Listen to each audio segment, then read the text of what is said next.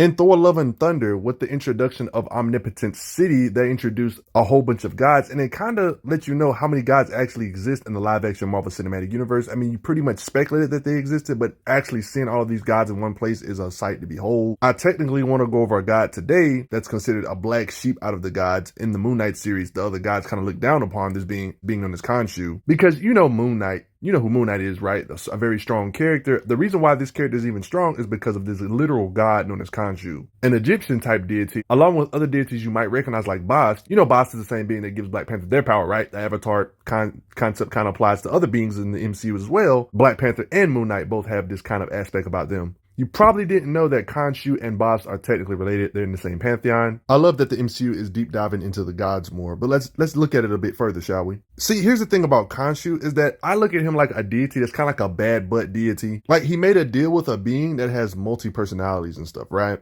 You can even see it in their avatar forms when they're like in their Moon Knight state. They have different modes depending on the personality. Yeah, it's a lot to unpack here, but yeah, Mark Spector, Stephen Grant, two different looks, both Moon Knight, both get superhuman abilities. They have their own differences in fighting styles though. You get the idea? See, the reason why I call Khonshu kind of like a bad butt is because he treats these different beings or personalities as different souls or different beings. Like, he will make a deal with one personality, and if the other personalities don't know about it, it don't count apparently. Like, but it's still technically all the same guy, but it's kind of misleading. Like, as far as we know, there's technically another personality other than Mark Spector and Stephen Grant in the live action Moon Knight that we haven't seen that Khonshu technically made a deal with, even though he promised not to make a deal with any of these one no more. You see what I mean? It's kind of like bad buddies. You promised not to make a deal with them anymore, but you still ended up making a deal with a personality they don't even know exists. You see what I mean? Mark Spector truly believed that after he and I parted ways, I wanted his wife to be my avatar. Meet my friend, Jake Lockley.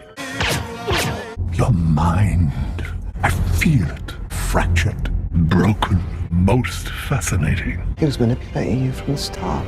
See, it's stuff like that why I say Khonshu's like a bad butt god. Like, you just such a busybody. So obviously one of his abilities is power bestowal, being able to make an avatar, bestowing somebody else with powers beyond mortal men. Anything Moon Knight can do, Khonshu can do that stuff, but better because he's literally getting his powers from Khonshu. So he's an avatar of Khonshu. So whatever Moon Knight can do, Khonshu can do. I mean, if you watch the Moon Knight show, you literally see him grant Mark his power in a flashback. So yeah, power bestowal. Due to him being a god and due to you being linked to a certain character, becoming their avatar, characters that are his avatar can only see him while other beings can't see Khonshu. Only the avatar can see him like this. So in a weird way, you can't really hide from the sight of Khonshu if you're his avatar and make a deal with him. They can literally straight up possess the beings, their avatars. Like, he's literally possessing Mark Spector here. There's implications he can teleport because when he talks to Mark, he teleports away sometimes. Like, Khonshu's literally been stabbed, like in fights with other gods. It shows that Khonshu definitely has some type of healing factor because that wasn't fatal. I mean, if his avatar can heal from straight up getting shot and appearing to die, what do you think the real Khonshu can do if the avatar can spit out bullets via regeneration and stuff? Whatever Moon Knight can do, you can kind of get an idea of Khonshu's strength being able to do stuff like this. I don't see why Khonshu couldn't do this. First of all, just like this particular god he had to fight, he can get ridiculously large, so he can definitely lift several tons and can hit hard. You can tell by the weight of his swings using his staff in combat here. Like, it literally looks like they're taller than the freaking pyramids themselves, or around the same size as certain pyramids. We didn't see this actually happen, but if I'm being honest, based on how large he can get, he could probably strike with blunt hits and probably break apart the pyramids with a single strike, if we're being honest. God of the moon and vengeance, god of the night sky. This could have been with telekinesis, but it looks like he literally teleported.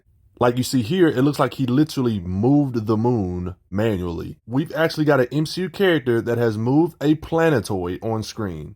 I know the MCU and comics are their own thing, but of course the MCU is inspired from the comics when it comes to implementing these characters in live action. This scene of him moving the literal moon kind of reminds me of the comic lore for Khonshu and Moon Knight, on how an amped Moon Knight, aka, you know, a guy that's an avatar for Khonshu, obviously calls upon the moons far and wide, moving moons with telekinesis and such. This scene in live action kind of reminds me of these comics where he actually can move the moon, either Moon Knight or Khonshu himself. I guess you can literally look at it two ways, that Khonshu literally can put the moon on his staff and move it physically with his muscles, or you can say he moved it with literal telekinesis. Either or should suffice. Either or, Khonshu and the MCU can move planetary or planetoid structures similar to the size of moon. Large objects. This is insanity. Like, imagine how much concussive force his telekinesis would feel like if he can exert this much pressure to move it, you know, either physically or with its telekinesis. I would say this kind of raw power goes for his strikes too, being able to harm beings similar to himself, gods in the same status level. But it doesn't stop here. What if I told you Khonshu in this universe is a planet buster? You're like, what? Like, how else do you perceive this? Like, working with Moon Knight, of course, he's empowering him, of course. Like, this is probably one of the most flashiest feats in the entire Marvel Cinematic Universe. This dude's literally moving